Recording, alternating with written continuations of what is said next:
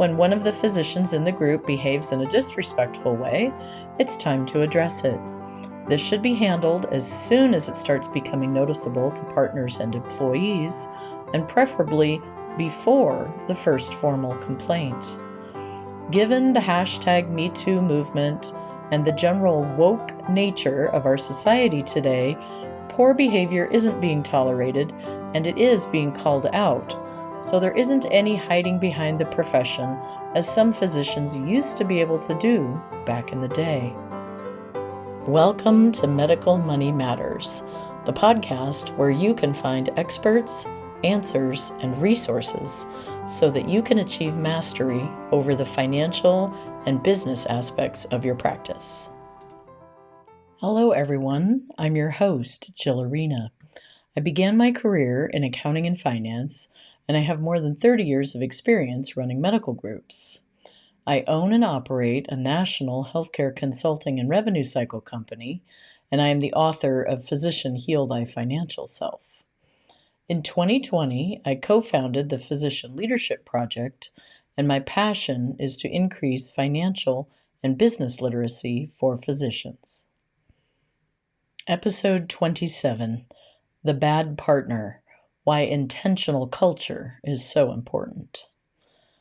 Managing poor physician behavior. I can almost hear you shudder. We see many groups tolerating inappropriate, risky, and even outright illegal behavior from physicians, especially those who are partners in their groups. It's almost as if they can act with impunity, as no one sees it as their responsibility to coach, counsel, or discipline a physician. And groups will rarely terminate a physician, even those with the most egregious behaviors. We've seen groups with physicians who are inappropriate with staff, taking money from the practice in disproportionate shares, using prescription drugs or street drugs like cocaine, unsafe with patients, and practicing poor quality medicine. This sets up a great deal of stress and discomfort, especially if the physician in question is also a partner in the business.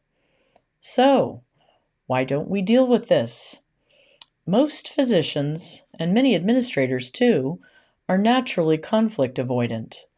We went into healthcare to help others, not because we enjoy managing unruly people. So, we turn a blind eye.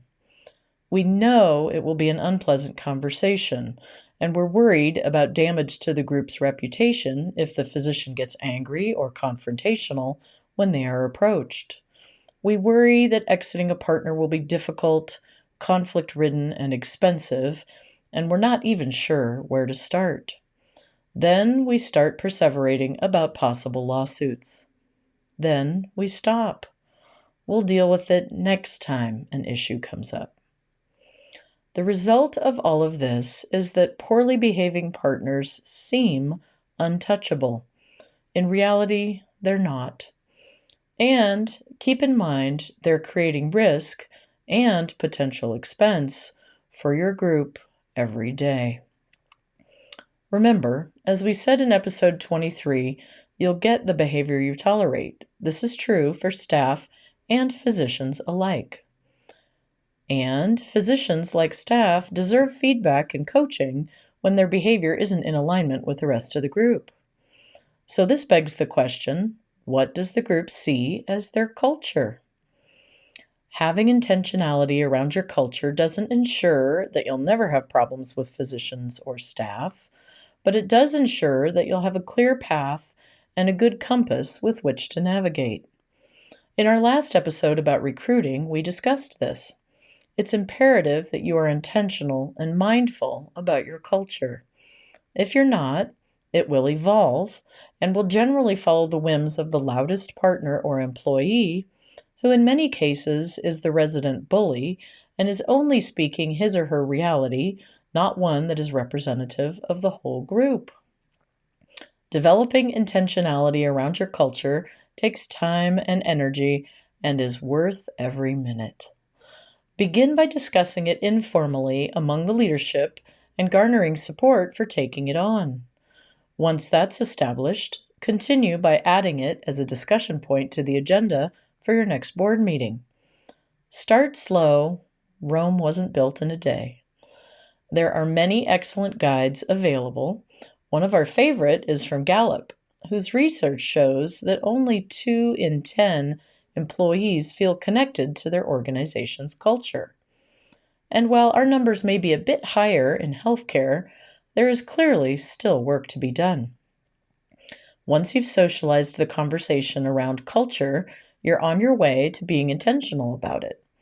Many groups go on to develop physician compacts, which clearly delineate the give and the get, so physicians are clear coming into the organization what they are expected to give the group, their time, their expertise, their commitment to practice under specified standards of care, and what they will get in return: compensation, benefits, and fair treatment. A note: physician compacts are separate and apart from physician contracts, which is a legal construct for employment or partnership, and we'll have more on both in upcoming episodes. As you continue with culture development as a standing agenda item for your board meetings, you'll begin to develop some common themes. You might use those to create an informal list of cultural norms for your group, or you might spin it up into a formal physician compact. These can be powerful recruitment tools too. It shows that your group is mindful and intentional about its culture and how you will be with one another. We always recommend that your list begin with a cultural norm that you always communicate respectfully with your partners and colleagues. Everyone will agree with this statement when it's made, and not all of them will live up to it. So, when one of the physicians in the group behaves in a disrespectful way, it's time to address it. This should be handled as soon as it starts becoming noticeable to partners and employees, and preferably before the first formal complaint. Given the hashtag #MeToo movement and the general woke nature of our society today, poor behavior isn't being tolerated, and it is being called out. So there isn't any hiding behind the profession, as some physicians used to be able to do back in the day. It is critical to have these conversations in private, typically one-on-one to begin with, and we recommend that you take informal notes. If the behavior doesn't change for the better, you can move to a 2-to-1 meeting to include your executive dyad partner or another physician partner as you get further into the discussions. Adding a second person to the conversation sends a message that the organization is taking the behavior seriously and that the issue is not going to be swept under the rug. It lends more weight to the conversation. We will cover the coaching, counseling, disciplining, terminating continuum in an upcoming episode, so you'll get the structure for managing behaviors that are outside of the group's cultural norms. As we said at the top of the episode, this doesn't happen often, and your partner may have a variety of reactions. On the one hand, he or she may be hurt or embarrassed. You can manage this by pointing to the cultural norms you've developed and underscoring the importance of all partners being in alignment around those. There isn't likely to be much argument if you've laid that cultural groundwork. Another possible reaction is that your partner will be angry or a bit hostile. This happens when people are stuck in a right-wrong paradigm and they feel as though you're telling them that they are wrong, when in reality, what you're telling them is that their behavior doesn't fit with the group norms. They may or may not be able to understand the distinction, and in the end, they may or may not be able to be as successful as a member of your group. And while that may sound harsh, so is subjecting the rest of the group to someone who doesn't honor the established culture.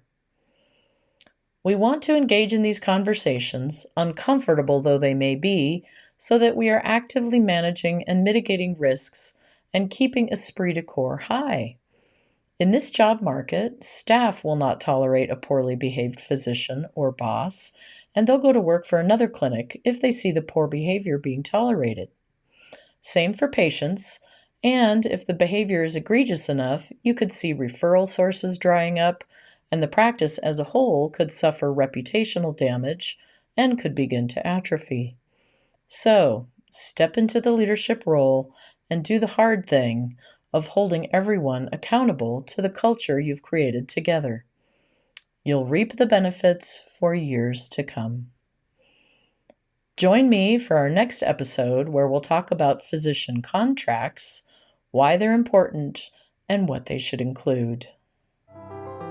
You can find more information online at medicalmoneymatterspodcast.com, and you can subscribe to the Medical Money Matters content website for physician leaders to find budget templates and many other tools. We've included those links in the show notes. As I like to close out these podcasts, congratulations on taking the next step in your professional development and for making the commitment to learn about the financial and business aspects of your practice. I look forward to being on this journey with you and send you my heartfelt gratitude for all that you do for your patients all day, every day.